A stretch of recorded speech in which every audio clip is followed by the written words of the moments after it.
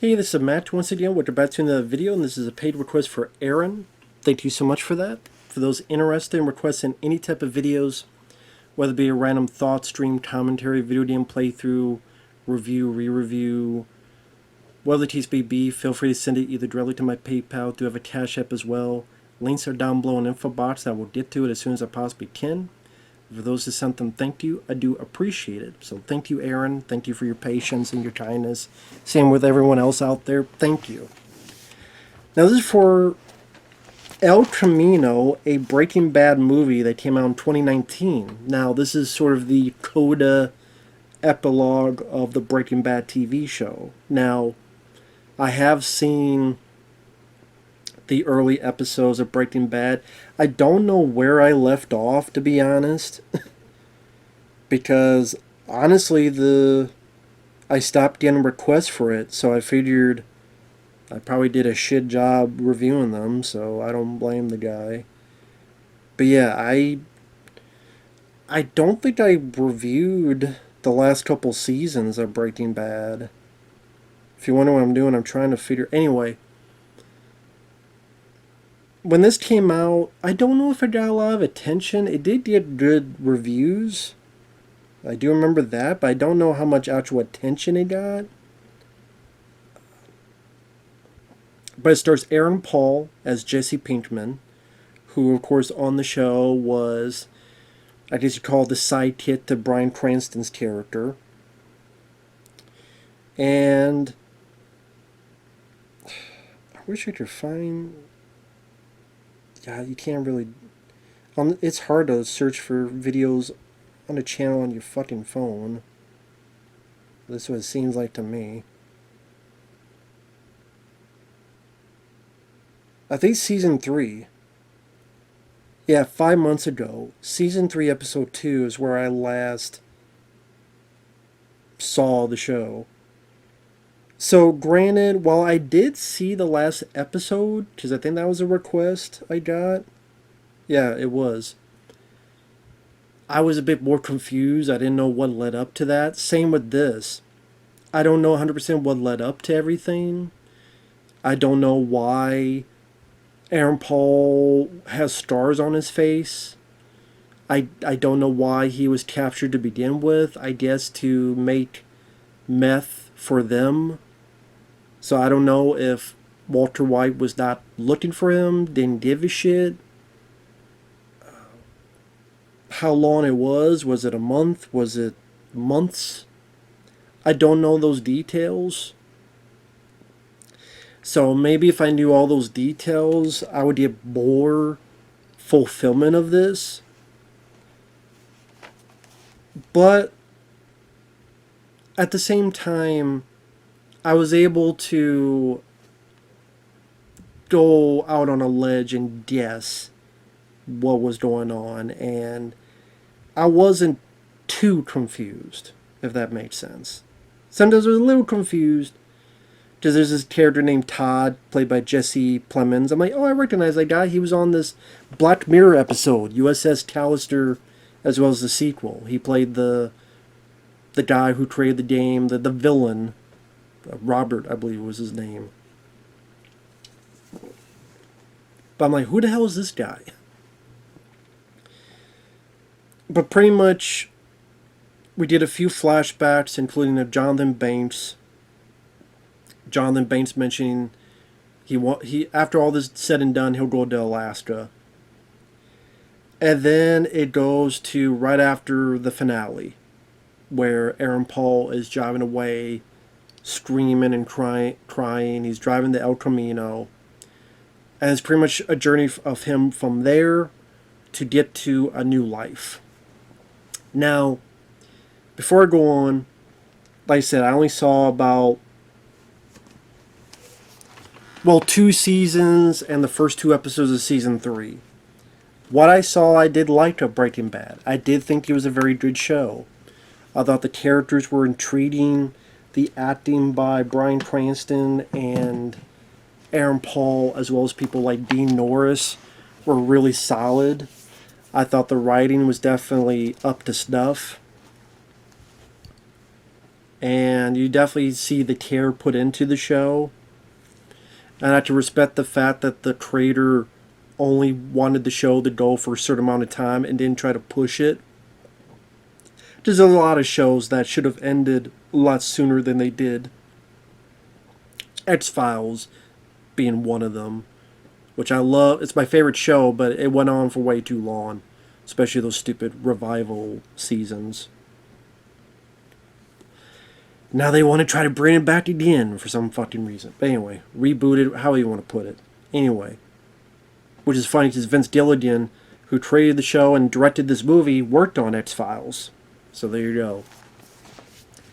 Now, this movie definitely has a very, very quiet melancholy to it, because it is about 2 hours long, and you could argue that this was unnecessary. You could argue that, I wouldn't say pointless, but did you really need this? No. It's not an action-packed movie. I mean, if I describe it, it would sound like not much really happens. But I liked it. I did like this movie. I did. I know that sounds strange, but I think it's very well shot. The actors do their jobs very well. Aaron Paul, very solid, quiet emotions. You tell he's been through a lot, not just from the scars on his face and some of the flashbacks he goes through, but it just gave me this feel of I want him to succeed. I want him to escape. I want him to get through what he's going through. The other people involved in flashbacks, Jonathan Banks, Bryan Cranston is in it in a flashback. Robert Forster, which this might have been the last thing he did before he passed away. Always great to see Robert Forster. Loved him ever since I saw him in Alligator, Jackie Brown, many other films. Me, Myself, and Irene. Always great to see Robert Forster.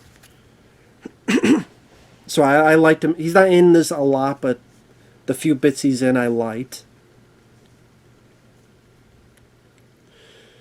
And like the story, I don't know if it needed to be 2 hours long. It did feel a bit lengthy for what essentially what little happens.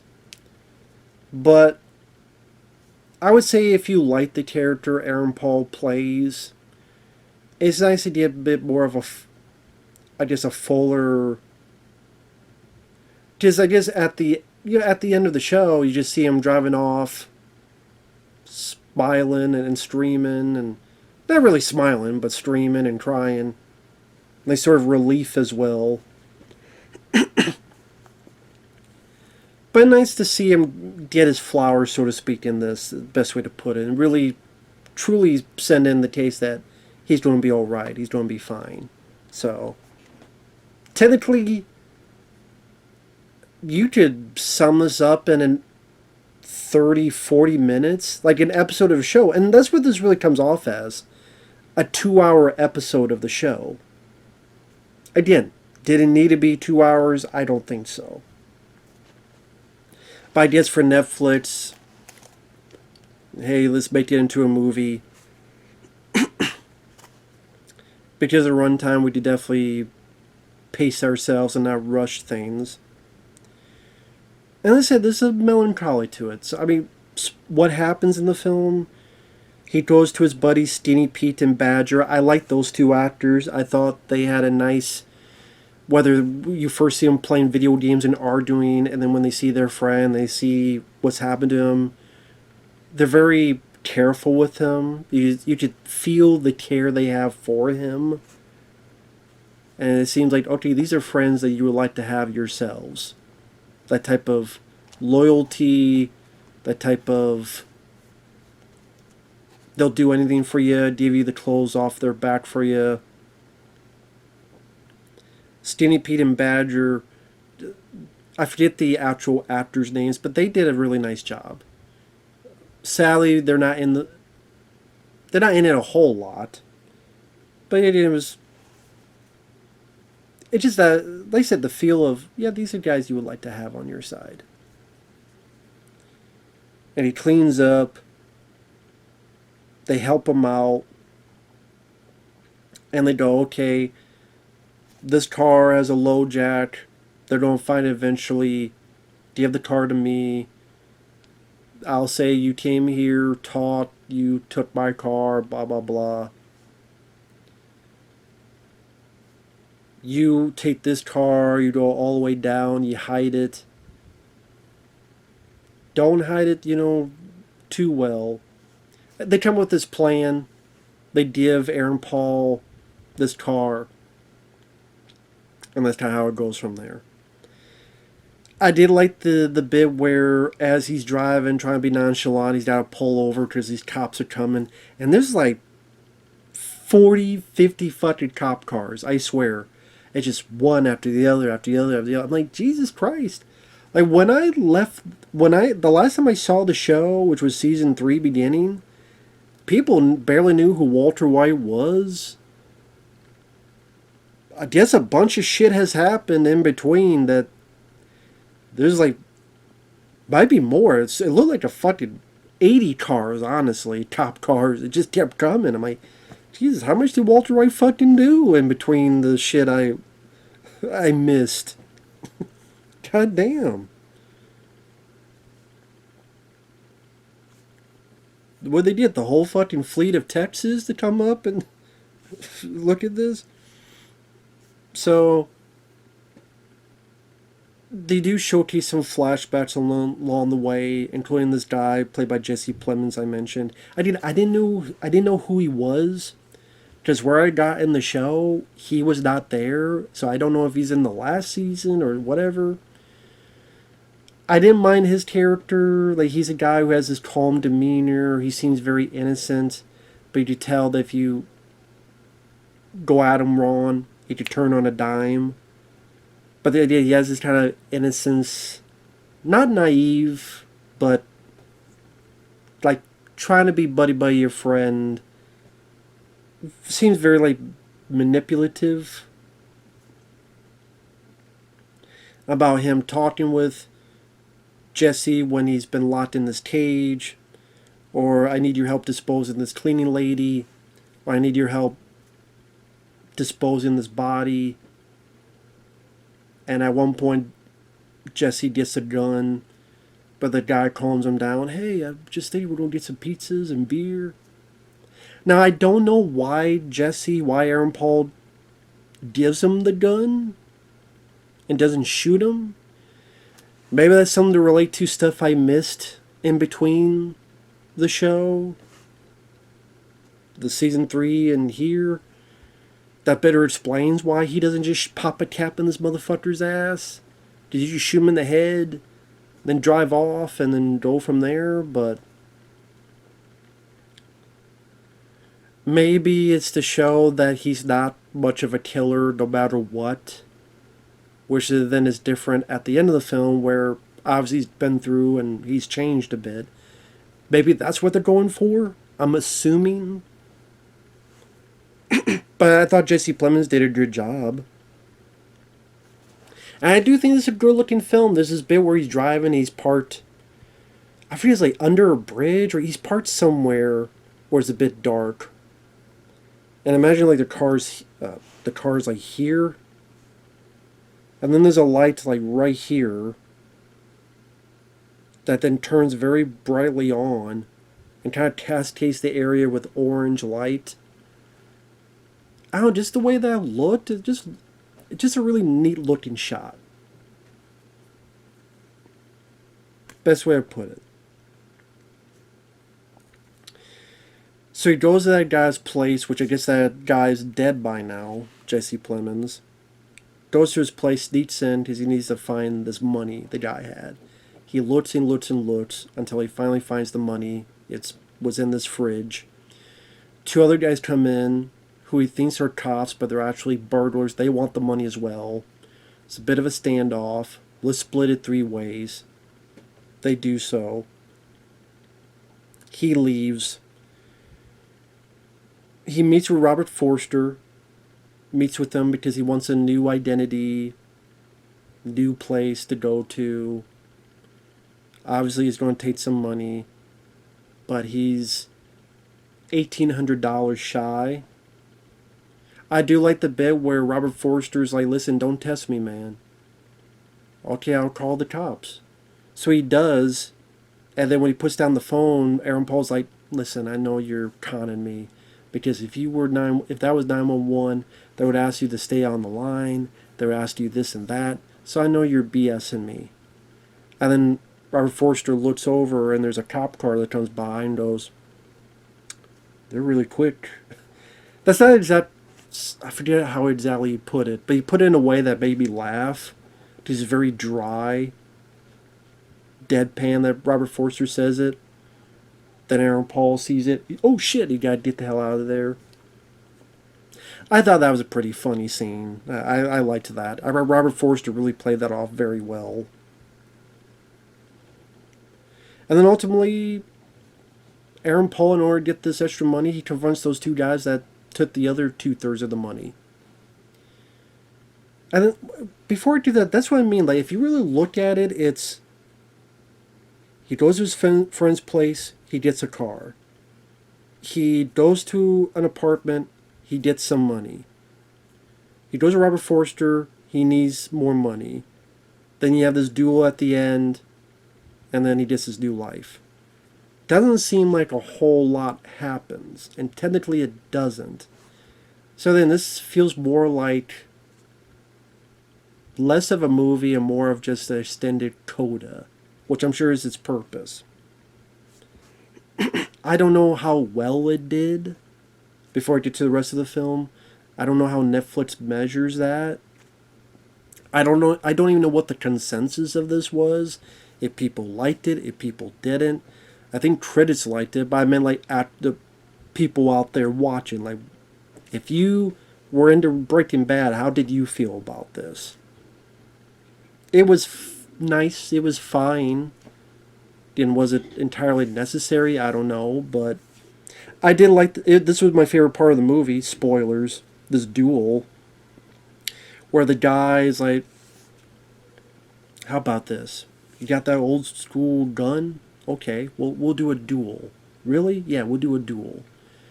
If you win, my money's over there. If I win, I get the money in your car."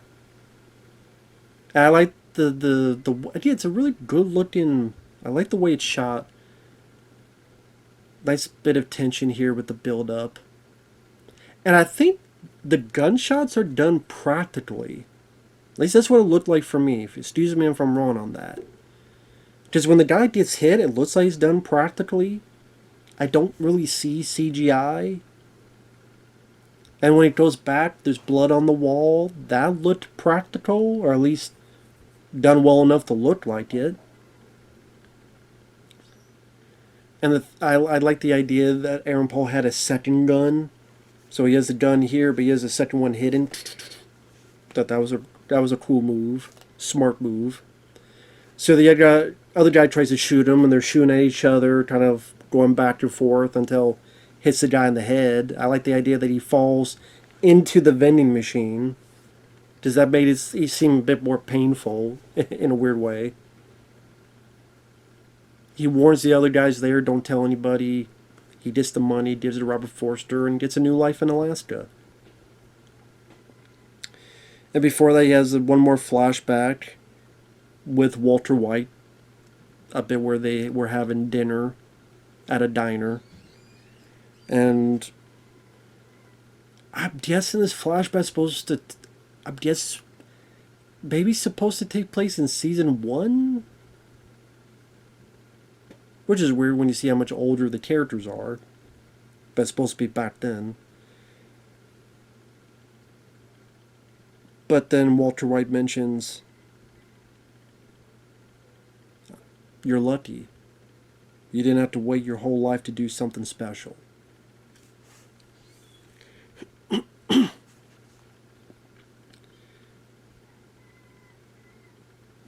And I guess now he's going to go to Alaska and he's going to enjoy his life. And Granted, this is all stuff that's the thing. This is all stuff you probably could have already thought in your head when the show ended. Oh, yeah, he's probably going to get a car. He's going to change the car. Okay, he's going to be with his friends. Okay, he's going to find a way to just change his identity and get the fuck out. So it didn't really do anything that was surprising or unpredictable or, wow, I didn't see that coming, or, oh, okay, that was something I didn't expect. It kind of did what you thought it was going to do. But again, because I liked the character, I thought Aaron Paul did a really good job. I didn't mind the duel at the end. I liked the look of it, the mood of it. Cool to see people like Robert Forster in there. Overall, I did like it.